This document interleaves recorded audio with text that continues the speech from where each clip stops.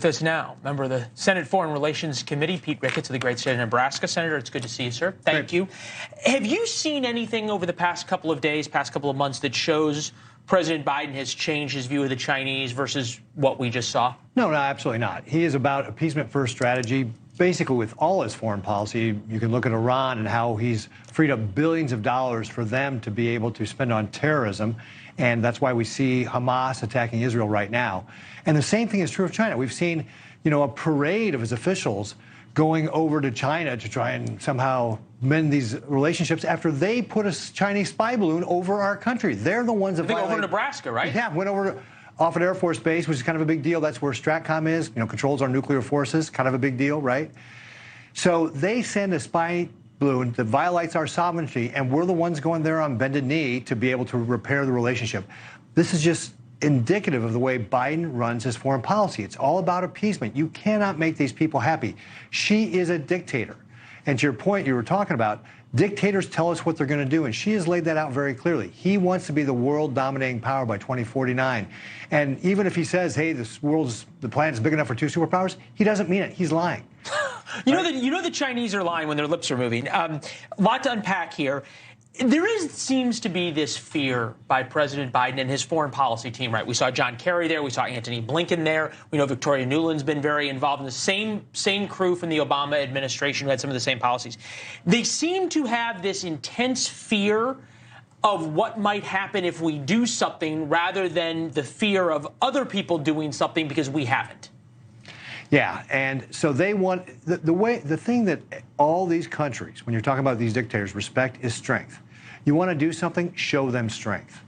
And instead, by continuing to go and kowtow to them, all we're doing is projecting weakness. I mean, it started with the disastrous pullout of Afghanistan and the message that sent. And, again, in Nebraska, and Corporal Dagan Page lost his life because of the Biden administration's incompetence. But the Biden administration has pulled people out of 5 embassies. Think about just how bad this administration is, that we have these incompetent people that continuously push this image of America being weak, and so our adversaries take advantage of it. The one thing they're going to come out of this and say is that they've agreed now to military communications, because for some period of time, the Chinese evidently wouldn't pick up the phone. I'm wondering, though, maybe we're seeing this wrong, to be fair. Is there some concessions that we're getting in the background or some promises from the Chinese that make having this summit and hosting a special lunch and doing all of these things for Xi worth it? In some way, he's earned it? No, not at all. In fact, it sends just the opposite message, that we bend over backwards to make his visit. They had literally rolled out the red carpet for him because they wanted it.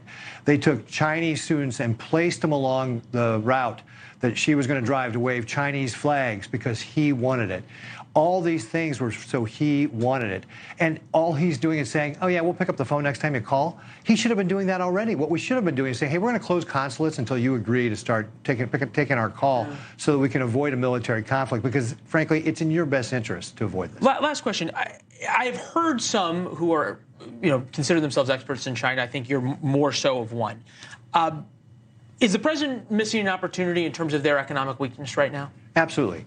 She has got a huge problem. And this is actually one of the key weaknesses, I think, that she has, which is he's a Marxist, right? And what do we know about Marxism? It doesn't work. It's a failed economic policy. And yet he is taking China back that way.